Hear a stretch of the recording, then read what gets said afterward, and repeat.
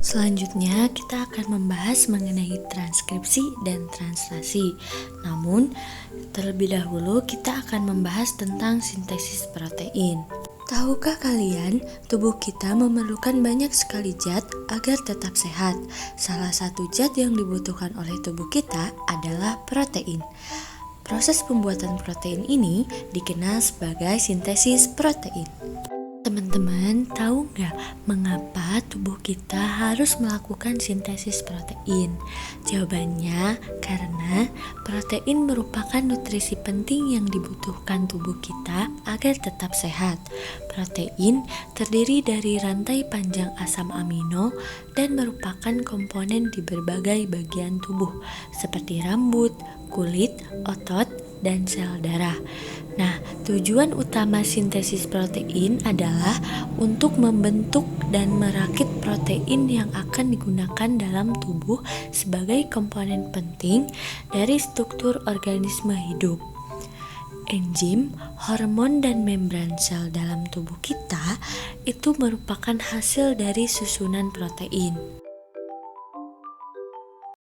Lalu, bagaimanakah proses terjadinya sintesis protein? Secara umum, sintesis protein terdiri dari dua tahapan, yaitu transkripsi dan translasi. Transkripsi merupakan proses pembuatan salinan mRNA yang berasal dari DNA terjadi di nukleus atau inti sel. Sedangkan translasi merupakan proses penerjemahan mRNA menjadi protein dan biasanya translasi terjadi di sitoplasma. Jadi singkatnya begini, sintesis protein adalah proses DNA menjadi mRNA dan mRNA menjadi protein.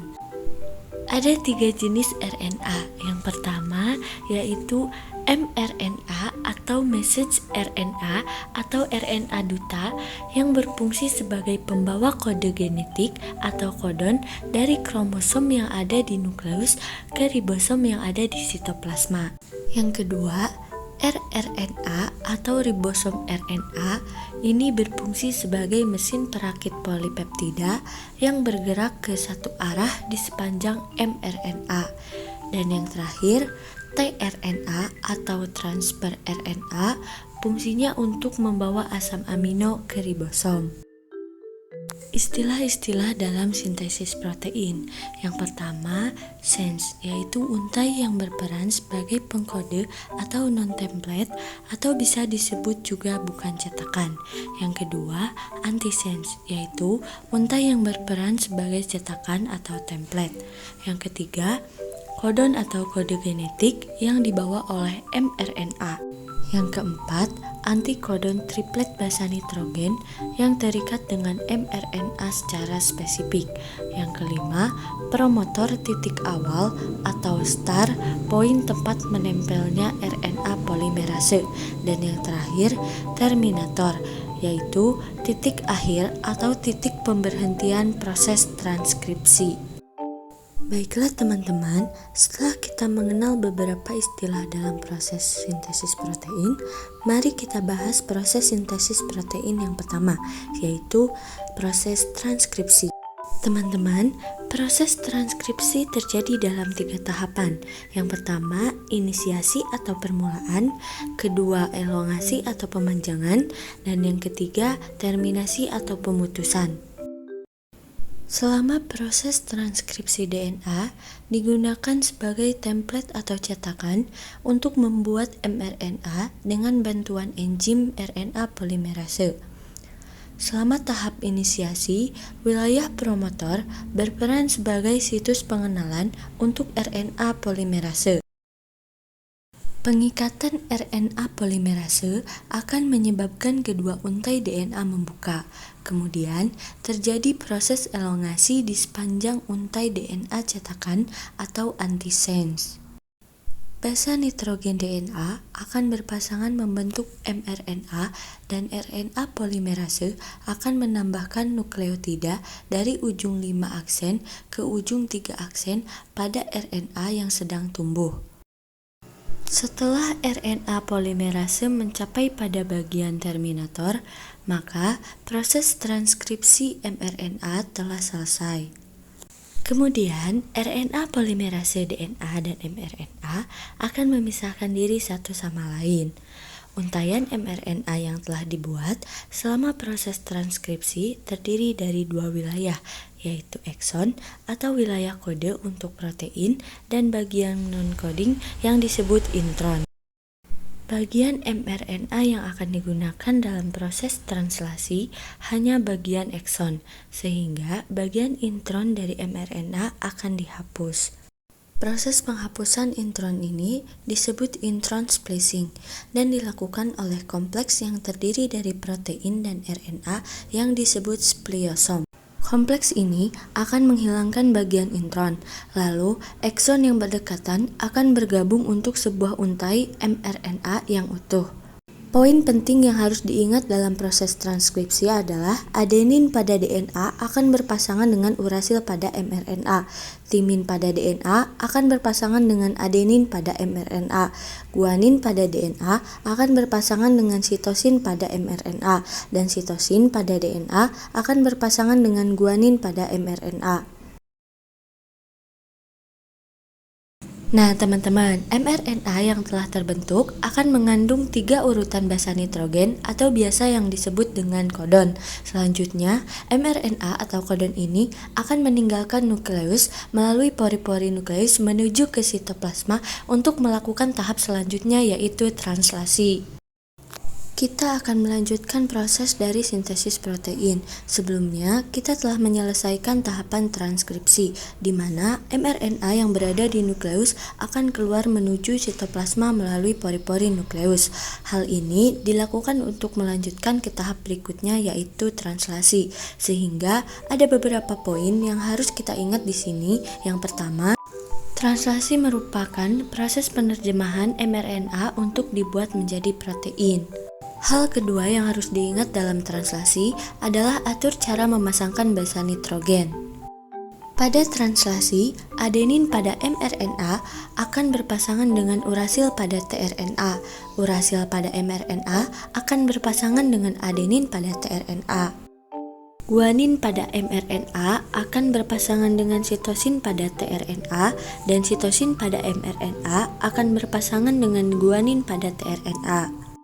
Sama halnya dengan transkripsi, translasi juga memiliki 3 tahapan, yaitu inisiasi, elongasi, dan terminasi.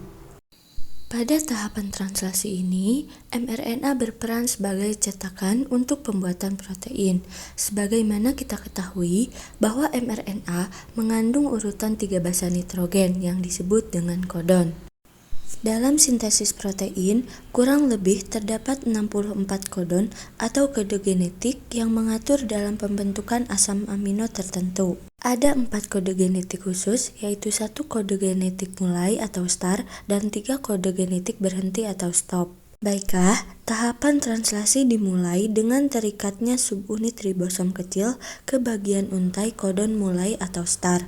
Kemudian, setiap asam amino dibawa ke ribosom oleh tRNA spesifik. Jenis asam amino tersebut ditentukan oleh urutan antikodon pada tRNA. Terbentuk pasangan basa komplementer antara kodon mRNA dan antikodon dari tRNA. Setelah itu, tRNA akan mengikat kodon start, lalu subunit ribosom besar akan mengikat membentuk kompleks translasi dan proses inisiasi pun selesai.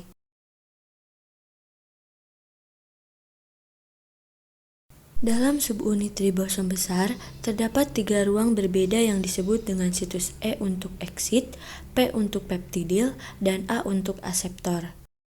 Selama elongasi, setiap asam amino dibawa ke untai mRNA oleh tRNA melalui pasangan basa yang sesuai dengan kodon dan antikodon.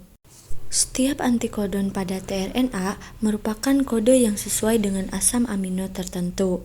Ketika ada sebuah tRNA dengan muatan asam amino yang berikatan pada situs A, maka akan terjadi pemutusan asam amino. Pada situs P akan mengakibatkan asam amino berpindah pada situs A dan membentuk ikatan peptida. Nah, teman-teman, kompleks translasi ini akan terus bergerak ke arah kanan sehingga tRNA yang tidak bermuatan akan keluar melalui situs E dan situs A akan kembali terbuka untuk menerima tRNA yang berikutnya. Tahap elongasi akan terus berlanjut sampai mencapai codon stop atau berhenti pada titik terminasi. Ketika telah sampai pada tahap terminasi, maka faktor rilis akan mengikat situs A pada codon stop dan polipeptida akan dilepaskan dari tRNA pada situs P. Kemudian seluruh kompleks memisah dan proses akan dimulai lagi pada tahap inisiasi. Demikianlah tahapan dari proses translasi. Nah, teman-teman, tujuan dari translasi itu adalah untuk menghasilkan protein atau polipeptida dengan cepat dan akurat. Protein hasil translasi ini nantinya akan digunakan oleh tubuh kita dalam bentuk enzim, hormon, dan protein lainnya. Baiklah teman-teman, kita cukupkan pembahasan kita mengenai replikasi DNA, proses sintesis protein, yaitu tahapan transkripsi dan translasi. Sangat mudah dipahami bukan? Semoga ilmu hari ini bisa bermanfaat bagi kita semua ya. Terima kasih dan wassalamualaikum warahmatullahi wabarakatuh.